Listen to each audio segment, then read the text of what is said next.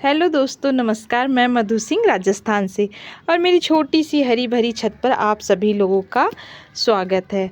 तो मैं आशा करती हूँ आप सभी लोग अच्छे होंगे और मेरे वीडियो को देख करके कुछ सीख भी रहे होंगे, क्योंकि वीडियो बनाने का तो यही मतलब होता है कि आप लोग देखें।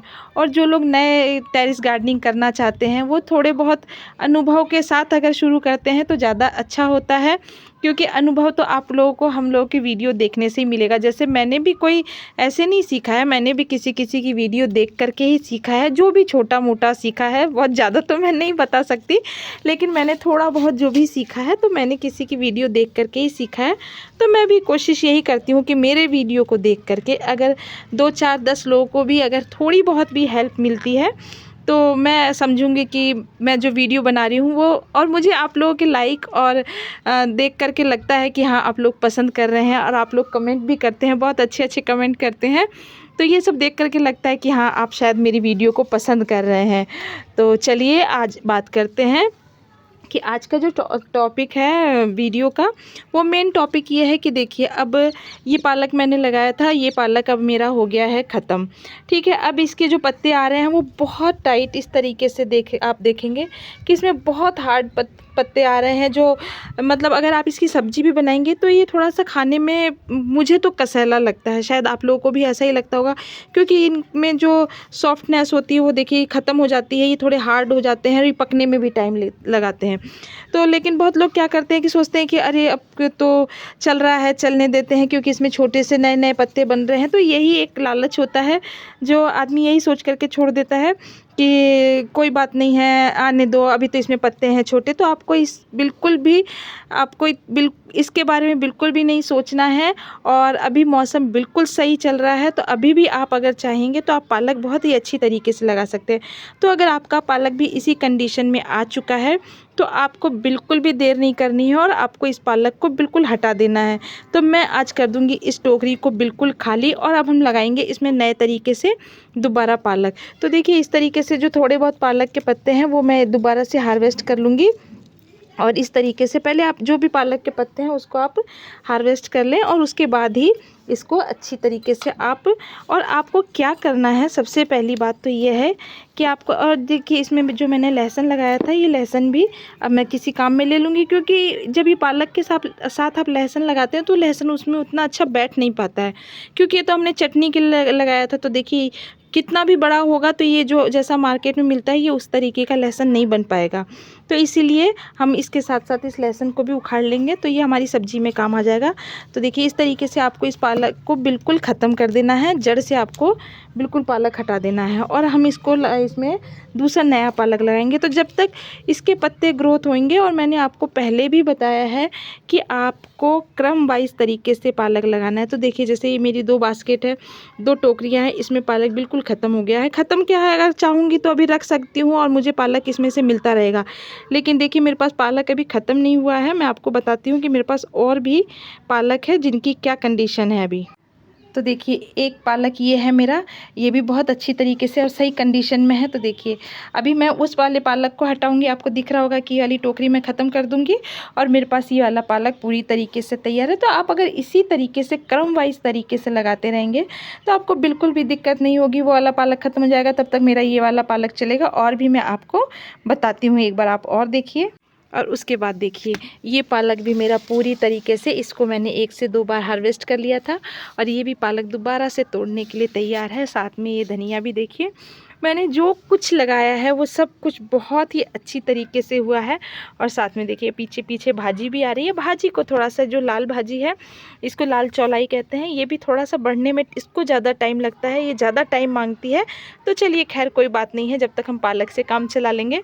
तो देखिए, तो आप इसी तरीके से अगर क्रम वाइज तरीके से लगाते रहेंगे तो आपको बिल्कुल भी दिक्कत नहीं आएगी, पालक आपके पास हमेशा बना रहेगा। तो इस तरीके से हमको क्या करना है, ये सारी मिट्टी को खाली कर लेना है। और मैं आपसे बात बोलना चाहती हूँ कि मेरे एक यूट्यूब के फ्रेंड हैं, जो भी हैं, उन्होंने मुझसे पूछा था, तो मैं इसी वीडियो के ज़रिए उनको जवाब दूँगी।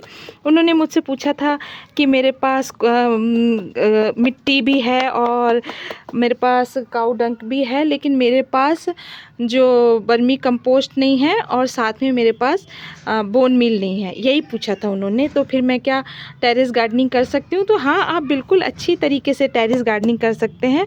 इसलिए मैंने खासकर आज वीडियो बनाया है कि देखिए, जब मैं इस तरीके की छोटी छोटी टोकरियों में, और देखिए आप दूर मत जाइए, आपको इससे देख करके पता चल जाएगा। वो उन्होंने भी पूछा था कि मैं सीमेंट के कट्टों में सब्जी लगा सकती हूँ क्या? तो मैंने कहा था हाँ, आप लगा सकते हो। तो आप कम से कम, आप जैसे आपको दिख रहा होगा कि मैंने सीमेंट, और मैंने कहीं से ला करके नहीं लगाया, मैंने बीज लगाया है, मैंने खुद ही ग्रो किया है। क्योंकि मेरे पास, मैंने आपको पहले बताया कि मेरे पास नर्सरी की सुविधा नहीं है बिल्कुल भी। तो मैं इसी तरीके से खुद ही पहले लगाती हूँ, बीज लगाती हूँ, और उसके बाद फिर मैं पौधे उसमें जब तैयार हो जाते हैं तो मैं उनको इस तरीके से शिफ्ट कर देती हूँ। तो आप देखिए, अगर आपके पास बोन मील नहीं है या आपके पास वर्मी कंपोस्ट नहीं है, तो आपको बिल्कुल परेशान होने की ज़रूरत नहीं है। आपको सिर्फ क्या करना है, अब आप कहाँ से देख रही हैं मुझे, आपने किस जगह, कहाँ रहती हैं आप, वहाँ की मिट्टी के बारे में मैं नहीं जानती हूँ, लेकिन किसी भी तरीके की मिट्टी होगी, मैं तो खुद राजस्थान में रहती हूँ, यहाँ की मिट्टी तो ऐसे भी बहुत ज़्यादा रेतीली मिट्टी है, और उसमें मतलब बहुत मेहनत करनी पड़ती है। तो सोचिए कि जब मैं मतलब राजस्थान में रह कर के और मैं उस मिट्टी में सब्जियां उगा सकती हूँ और इतनी अच्छी तरीके से टेरेस गार्डनिंग कर सकती हूँ, तो आप तो पता नहीं कहाँ से देख रहे हैं और किस स्टेट से मुझे देख रहे हैं, और आपने कहाँ से सवाल किया है, तो ये तो मैं आपको नहीं बता सकती हूँ। हाँ, लेकिन आपको क्या करना है कि अगर आप शुरू करना चाहते हैं तो आप पहले इसी तरीके से सीमेंट के जो पैकेट्स हैं, आप ग्रो बैग मत खरीदिए। मेरा मानना है, कम बजट में आप एक बार शुरू करके देखिए। जब आपकी लगन मतलब पैदा हो जाएगी तो आप खुद ही, फिर आप खुद करने लग जाएंगे। तो आपको क्या करना है कि अगर आपके पास वर्मी कंपोस्ट नहीं है और बोन मील नहीं है, तो आपको खाद की मात्रा अच्छी रखनी है, यानी कि आपको काऊ डंक बहुत अच्छा रखना है मिट्टी में। काऊ डंक का शुरू में अगर आप गार्डनिंग कर रही हैं तो कम से कम आपको 40% आपको मतलब मिट्टी रखनी है। जो भी आपकी मिट्टी है, जो भी सॉइल है, 40% मिट्टी होनी चाहिए, और उसमें कम से कम 50% तो आपको मतलब काऊ डंक रखना ही रखना है। वो भी पुराना ख़राब काऊ डंक, जो मतलब मैंने आपको बताया, पहले वाली वीडियोज़ में भी बताया है कि जो काऊ डंक बिल्कुल पुराना भुरभुरा टाइप में हो जाता है, वो वाला काऊ डंक रखेंगी तो बहुत अच्छा होगा। और उसके बाद आप उसमें 5%, अगर वो मिट्टी ज़्यादा काली मिट्टी है तो आप उसमें 5% आप उसमें सैंड रिवर मिला सकती हैं। मतलब जो आती है, ये बालू आती है, आप वो मिला सकते हैं। तो ये हो गया। और जो रही कैल्शियम की बात, जैसे बोन मील नहीं है, तो अगर आप नॉन वेजिटेरियन हैं तो आप अंडे के छिलके भी पीस करके काम में ले सकते हैं। अगर आपके पास, आप नॉन वेजिटेरियन नहीं है, आप वेजिटेरियन हैं, तो खैर कोई बात नहीं है, तो आप बाद में उसमें केले के छिलके का जो फर्टिलाइज़र होता है वो डाल सकते हैं, प्याज के छिलकों का फर्टिलाइज़र डाल सकते हैं। बहुत सारी चीज़ें ऐसी होती हैं जो आप टाइम टाइम पर पौधों में देती रहेंगी, आप सही टाइम से उसकी निराई गुड़ाई करती रहेंगी, तो आपको दिक्कत बिल्कुल भी नहीं आएगी। और आप जब एक बार कर लेंगी, फिर आप उस मिट्टी में वापस से काऊ डंक मिलाएंगी, तो वो मिट्टी धीरे धीरे करके इतनी उपजाऊ हो जाएगी कि आपको उसमें कोकोपीट और कोकोपीट की, और आपको उसमें बोन मील की कहीं भी ज़रूरत नहीं पड़ेगी। हाँ, आपने कोकोपीट के लिए पूछा था, हाँ मुझे अभी याद आया है कि आपने बोला था कि मेरे पास कोकोपीट नहीं है और साथ में मेरे पास बोन मील नहीं है, मैंने ये और वर्मी कंपोस्ट भी नहीं है। आपने 2-3 चीज़ों के लिए बोला, तो कोई बात नहीं है, आपको बिल्कुल निराश होने की बिल्कुल भी ज़रूरत नहीं है। मैंने आपको बताया कि आप खाद की मात्रा अच्छी लें, यानी कि काऊ डंक बहुत अच्छा लें, मिट्टी लें, और साथ में उसमें थोड़ी सी अगर बालू अवेलेबल है तो ठीक है, नहीं तो कोई ज़रूरी नहीं है। आप 2 ही चीज़ से शुरुआत करिए। मिट्टी को निराई गुड़ाई सही टाइम से करिए, मिट्टी को कम से कम 2 से 3 दिन तक धूप लगाइए। बिल्कुल भी ऐसे नहीं कि धूप में डाल दी और गई वो 7-8 दिन की, ऐसा बिल्कुल नहीं करना है। मिट्टी में हल्का सा मॉइस्चर बना रहना चाहिए, तो मिट्टी में हल्का सा मॉइस्चर बना रहेगा तो वो ज़्यादा अच्छा रहेगा। और उसमें फिर आप मिलाइए, काऊ डंक मिलाइए, और फिर उसकी अच्छी तरीके से उसको आपको जिन कट्टों में भरना है, आप उसी, देखिए मैंने सारे इस तरीके से मैंने सारे कट्टों में भरा है। और उसके बाद मैं आपको दिखाती हूँ कि देखिए, कल मैंने और पौधे भी लगाए हैं, तो ये भी मैंने इसी तरीके से लगाए हैं। ये भी इनमें मैंने टमाटर की वापस से नई पौध लगा दी है। तो आप देखिए, आप बिल्कुल भी मत सोचिए। और उधर मेरे बैंगन के पौधे हैं, एक बार आप देख लीजिए, आपको लगेगा कि मैं ऐसा नहीं है कि मैं सिर्फ इसी से मतलब ग्रो बैग ला करके ही मैं मतलब गार्डनिंग करती हूँ।